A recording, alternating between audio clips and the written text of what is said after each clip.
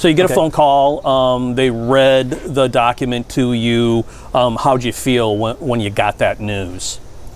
I really liked what I heard the document say. I think it's pretty clear and convincing to the public that what happened to me that day should have never happened. I'm glad that this is finally over, but it's really just begun. You know, what happened to me cannot ever happen to another American again.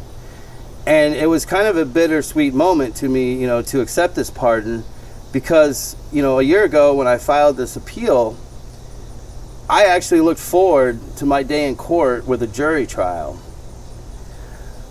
But as everything has played out over the last 2 years and watched, you know, the justice system be questionably, you know, two-tiered, you know, the justice system being politicized, it just was apparent to me that unfortunately in today's America, getting a fair and free trial is next to impossible, especially if your case has played out in the major media and it's political. So again, you know, I'm really thankful for the off-ramp, you know, but the lesson to be learned out of all of this is I fought hard for 2 years, and basically I had to accept a pardon and an off-ramp because of the condition of our justice system.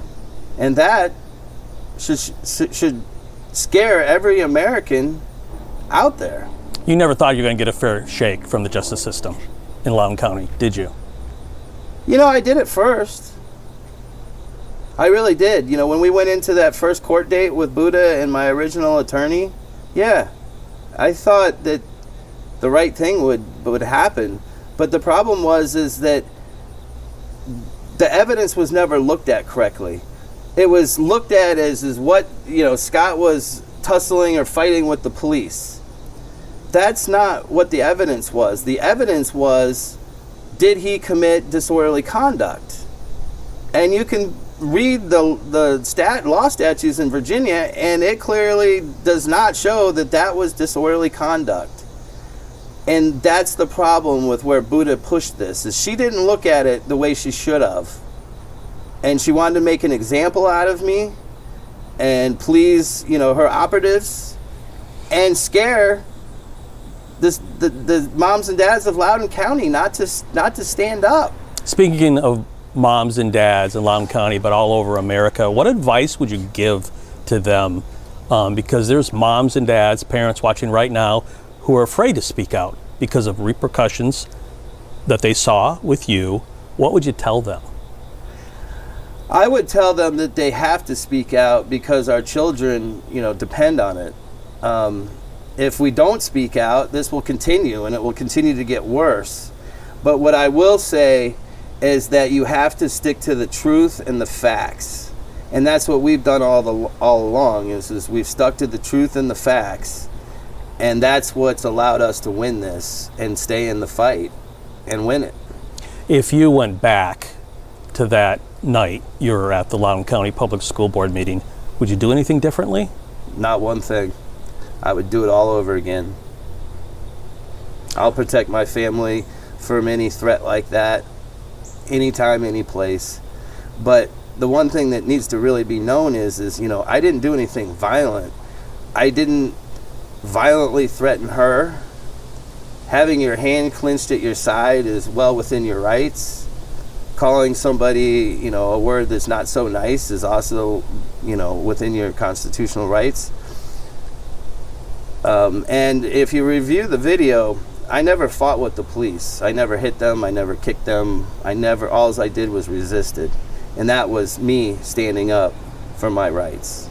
You became the face of parents fighting for their kids across the country. Are you okay with that? Even now, are you okay with that? Or did you never want to be that person? No, I didn't want to be that person. I didn't want to be that person because I knew how ugly it is. And actually, I found out it was even uglier than I could have ever imagined. I'm tired. And it's real scary because it doesn't seem like there's a strong force, you know. It seems like, you know, it's a handful of people in each state, you know, or each school district or whatever, you know, they're trying to fight against this, you know, this indoctrination of our children, but it's just not enough. And I want it to be more, but, you know, I'm just one person. And, you know, at the end of the day, you know, I need to be a husband and a dad before, you know, the torchbearer of the United States. So, you know, moving forward, you know, when I'm called, you know, for action, and it's for a good reason, and there's truth behind it, I'll always be there. What do you say to all the people who supported you and your family, your daughter, your wife, your entire family throughout all of this? The people who were really there for you. Wow. That's a really great question, because it actually showed me, you know, it thinned the flock, but then it also, the flock refilled with new people. You know, I've become much more spiritual through this. Quite frankly, most of the people who came to our aid seem to be Christian people. And we're just so thankful. We couldn't have done this on our own. But, you know, we built a good team. But in order to build a good team, you know, you had to have a good message, and you had to have the truth. And unfortunately, this truth was ugly. This wasn't like a happy story to be part of. So, you know, we thank everyone, but we also look forward to putting this behind us. Is your job done in Loudoun County now, or there's more? Or the story continues, possibly? My job will continue on through the election this November. I don't support public school in this capacity. We would like to put our weight into school choice. As long as the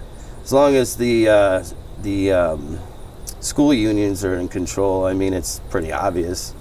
Parents, moms and dads and parents and grandmas and grandpas, we have exposed why you need to pull your kids out of public school at this time. And that's our message, and, you know, we're sticking to it. What would you say to Governor Youngkin about what he has done for you and your family?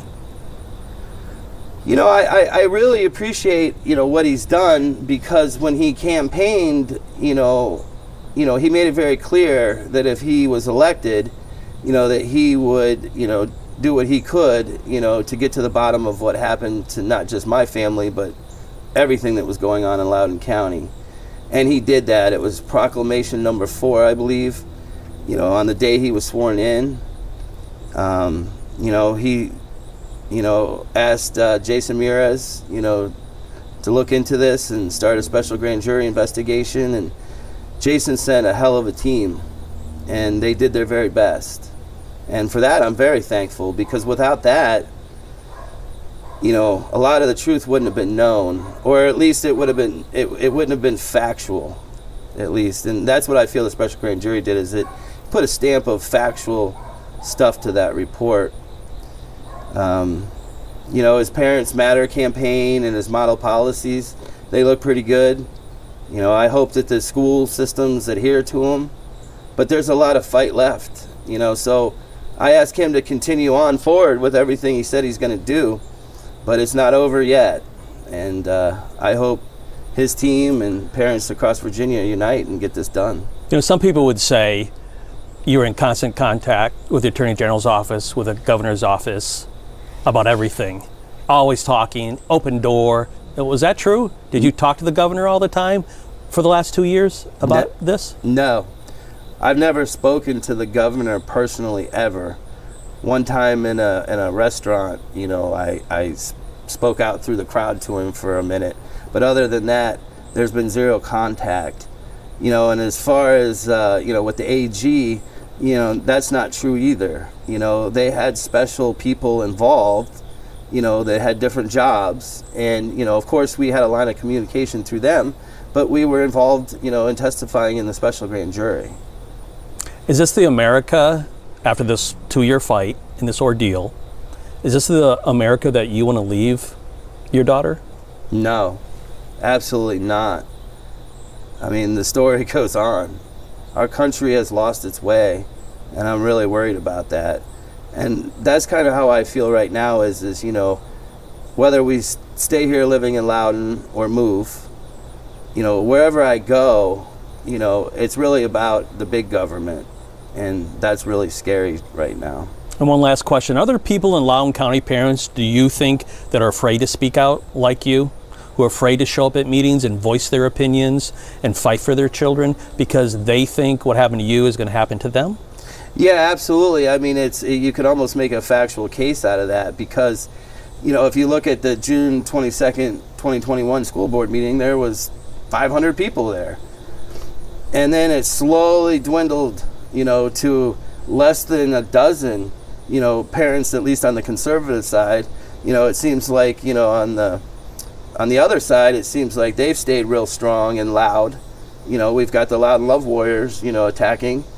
But I think their plan actually somewhat worked, unfortunately, because you can see that, yes, nobody's really speaking out. I mean, look at the Board of Supervisors meeting last night. Nobody showed up. Nobody's showing up. Why is that? I think it's a lot of things. I think they're scared. I think that a lot of people in this area work for the government, and they have security clearances, and they can't lose their jobs. And I find that to be terrible too. One of the things that allowed me to fight this fight and win is because I'm owned by nobody. I'm self-made. My wife and I own a plumbing company. We advertise, we do a good job. I owe nobody anything, so I didn't have to worry about that. I didn't have to worry about anything. But yes, unfortunately, it did cost me a lot in business revenue, So you got to decide what's worth fighting for. For me, I'll fight for my child. I'm not going to worry about what my neighbor thinks, what my job thinks, or what my customers that call my company think. I'm going to say what's right and stand behind it, defend my family. Thanks for the interview, Scott. Yeah, man. Appreciate it.